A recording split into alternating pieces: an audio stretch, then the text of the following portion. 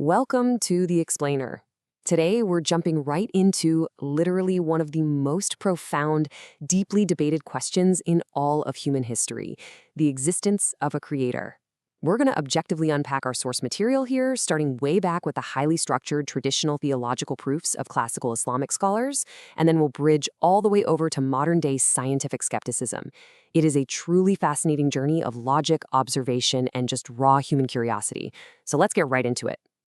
Okay, let's dive into this roadmap. First up, we have proof of existence in heritage. Second, proofs of the universe and nature. Third, dialogue of science and belief. Fourth, the dilemma of evil and suffering. And finally, the importance of mutual respect.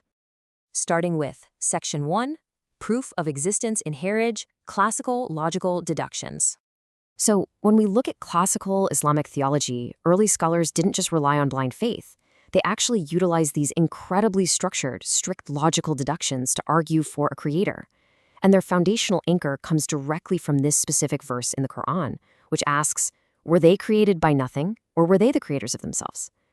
What the text is doing here is setting up a really famous logical trilemma regarding our origins. It essentially forces the reader to confront the actual mechanics of how anything comes into being in the first place. Let's break down the text's step-by-step logic here.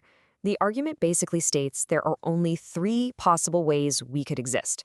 Step 1, we were created from nothing. Well, the classical scholars argue this is impossible, because logically, absolute nothingness can't produce something. Okay, step 2, we created ourselves.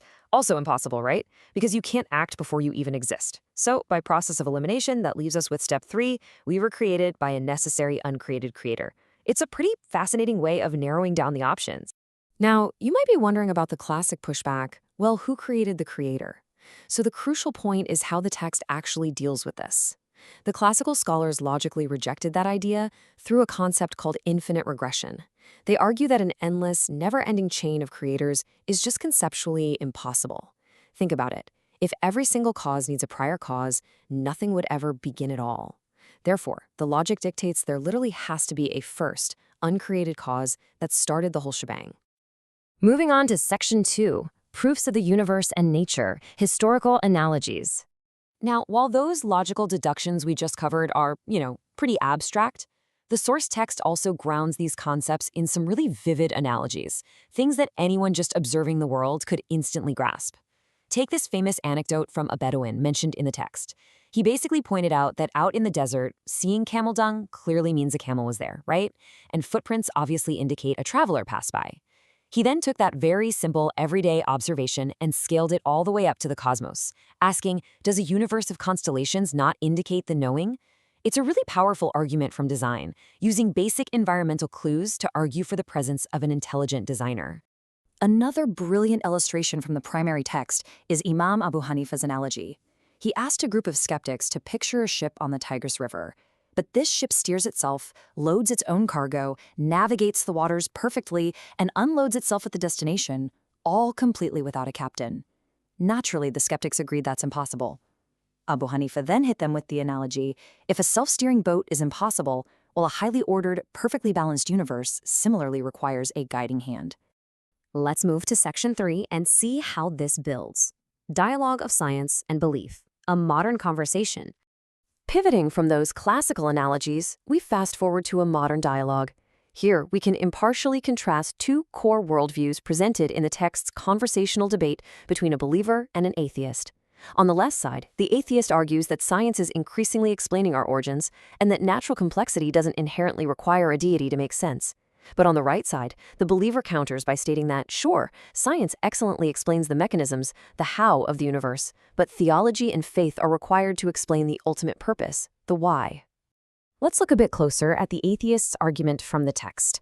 This perspective leans heavily on seeking direct, observable evidence.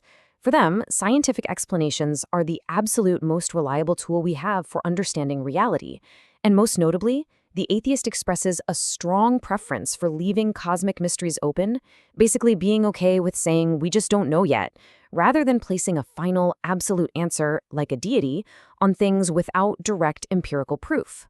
On the flip side, the believer looks at the exact same universe and draws a totally different conclusion. They argue that the sheer complexity, the harmony, and the mind-boggling cosmic precision of life are absolutely clear indicators of a wise creator.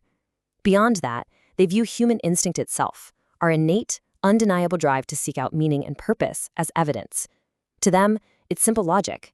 The intricate laws of physics and nature require a lawmaker to have established them in the first place. Which brings us to Section 4, the dilemma of evil and suffering, the ultimate challenge. This deep exchange between the two worldviews leads us directly into what is arguably the most challenging philosophical complication for any belief system that includes a benevolent creator. The text frames the atheist's stark challenge perfectly with this one question. If there is a merciful creator, why is there suffering, war, and disaster? It is an incredibly heavy, universal question, isn't it? How exactly can an orderly, purposeful universe coexist with the harsh reality of earthly pain? It's a thought that naturally demands a pause to truly reflect on its weight. Now, what's really interesting about this slide is how the believer responds to that challenge in the dialogue. Rather than brushing it off or denying the suffering, the theological response frames earthly life as a temporary test.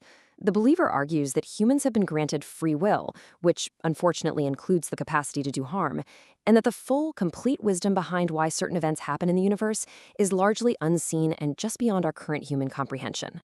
Moving into Section 5, the importance of mutual respect, finding common ground. Despite tackling some of the absolute most divisive topics in human history, both sides in this dialogue manage to find deeply human common ground. Just look at this incredible concession from the atheist. At least I respect that you think calmly. Many discussions turn into attacks. The source text is clearly emphasizing a massive, massive point here, the profound value of non-hostile intellectual discussion. You know, in a world where ideological debates so often turn incredibly bitter, maintaining a calm, objective exchange is a really valuable rarity. And the believer completely agrees with that sentiment, replying, "Respect is important even with differences. Searching for truth needs an open mind and a sincere heart." This really reinforces the text's core message. Regardless of your differing worldviews, whether you lean heavily towards classical logic or scientific skepticism, the actual pursuit of truth inherently requires mutual respect, sincerity, and an open mind from everyone involved. We'll end this explainer with this unifying quote directly from the dialogue. Perhaps the most important thing is that a person never stops questioning and thinking.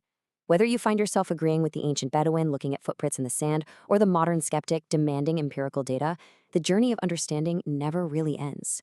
So I'll leave you with this provocative thought to carry with you today. When you look out at the sheer complexity of the world around you, what do you see? Do you see a masterpiece of design or an incredible cosmic coincidence? Keep questioning, keep thinking, and I'll catch you in the next explainer.